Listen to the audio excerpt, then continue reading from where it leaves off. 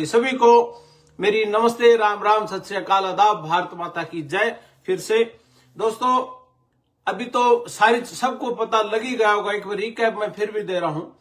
18,000 भारतीयों को आइडेंटिफाई किया गया कि ये 18,000 भारतीय यहां अमेरिका में इलीगली रह रहे हैं, जिनको डिपोर्टेशन मिली हुई है या जिसका कोई न कोई जिसके ऊपर कोई चार्जेस हैं किसी तरह का भी, जिनको इंडिया ने भी उनको एक्सेप्ट करने की हामी भरी है कि इनको हम वापस ले लेंगे। तो हमारे विदेश मंत्रालय ने भी, हमारी सरकारों ने भी इसको वापस लेने की बात कही है कि 18,000 को तो हम भी मान रहे हैं। मतलब कहने की बात यह है, इन्होंने भी 18 निकाले हैं और हमने भी मान लिए। उसके बाद दूसरा यह कि भाई 1.4 करोड़ मतलब 1.5 करोड़ अनडॉक्यूमेंटेड इमिग्रेंट्स हैं। ये सब सीधे सीधे शब्दों में समझाने की कोशिश करता हूं। 1.5 करोड़ इलीगल इमिग्रेंट्स हैं, जिनमें 7,25,000 लोग जो हैं वो जिनको ऑलरेडी अनडॉक्यूमेंटेड इंडियंस हैं। इनमें से 7,25,000 जो कि मैक्सिको और अल साल्वाडोर के बाद तीसरे नंबर पे भारतीय आते हैं। 7,25,000 बड़ा नंबर है। इसमें पहले भी 2024 में भी 1,500 लोगों को डिपोर्ट किया गया था। ये है। दूसरा जो मेन चीजें हैं इसमें कि भाई ये वो लोग हैं जिनको मतलब 14 लाख लोग इनमें से ऐसे हैं जिनको ऑलरेडी डिपोर्टेशन ऑर्डर मिला हुआ है, लेकिन उन्होंने देश छोड़ा नहीं, और देश नहीं छोड़ा तो अब उनकी धरपकड़ चल रही है। पहली बात। दूसरा यह है कि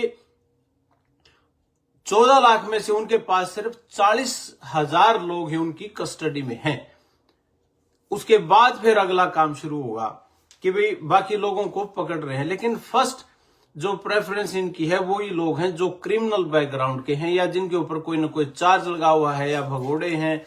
ये है क्योंकि इनका कहना यह है कि भाई हमारे सिटीजन्स को कोई तंग ना करे, हमारे सिटीजन्स को की जिंदगी रिस्क पे ना हो, इसके बचाव के लिए हम ये कर रहे हैं।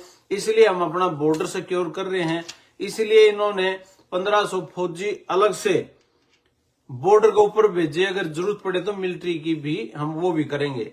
अभी तक इन्होंने कम से कम 700 के आसपास लोग, शायद 800 के आसपास लोग इन्होंने अरेस्ट किए हैं, और उनमें से एक जहाज भर के मैक्सिको उन्होंने तार भी दिया।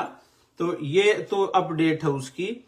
तो बाकी इस चीज से रिलेटेड जो माहौल बना हुआ है उसमें यह है कि भाई जो फार्म वर्कर्स हैं खास तौर पे, भाई हाईवे के ऊपर रेड, होम डिपो पे रेड, ग्रोसरी स्टोरों के आगे रेड, ये गैस स्टेशन जैसे तेल डलवाने जाते हैं लोग, सामान लेने जाते हैं, वहां रेड, इस तरह की चीजों का ये माहौल बन रहा है। तो वो एक अलग चीज है। सो ये तो था एक रिकैप कि भाई किस तरीके से ये करेंगे, और ये कर रहे हैं। अभी स्कूलों में, चर्चिज में, हॉस्पिटल्स में पहले रेड मारने की आइस को इजाजत नहीं थी, लेकिन इनको अब उसकी छूट दे दी गई है कि आप जा सकते हो।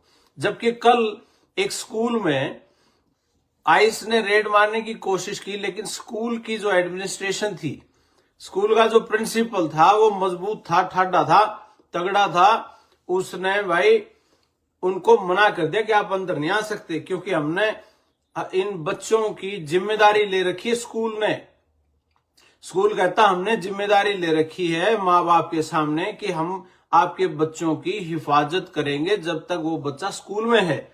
और ये बात भी सच्ची है कि भाई जब बच्चे, माँ बाप उनको एडमिशन दिलवाते हैं और बिल्कुल निश्चिंत होकर घर जाते हैं बच्चों को स्कूल छोड़ के, और पीछे से उनका बच्चा कोई उठा ले जाए, तो ये तो बात स्कूल वालों की भी सही है, ऐसे थोड़ा दे देंगे हम। लेकिन वो स्कूल ने बिल्कुल उनके अपने वकील बिल्कुल रेडी रखे हुए थे कि भाई हम अपने स्कूल में एंट्री नहीं देंगे और लीगल नोटिस देंगे कि हमारे स्कूल में आप बिना इजाजत घुस नहीं सकते। तो ये स्कूल ने पहला स्टेप उठाया उनके खिलाफ और उनको स्कूल में घुसने नहीं दिया, ताकि वो किसी बच्चे को पूछताछ ले अंदर, हाँ भाई तू कौन है, कहां से आया है, तेरे कागज पत्र कहाँ है, तेरे माँ बाप कौन है, कहाँ रहते हो। इस चीज की उन्होंने धज्जियां उड़ा दी और बिल्कुल बच्चों को प्रोटेक्ट किया 100%।